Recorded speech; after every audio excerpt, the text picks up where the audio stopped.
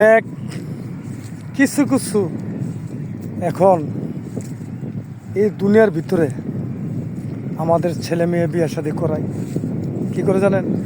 বউর লোকে রাগ করিয়া তখন কি করে জানেন? গিয়া মা বাবার লোকে ভালো না, তখন গিয়ে বউর কাছ থেকে রাগ করিয়া তখন গিয়ে আপনার হোটেল থেকে খাইয়া তো বউর যে গায় ই গো, তুমি যদি না খাও তা আমি আর খাইতাম না।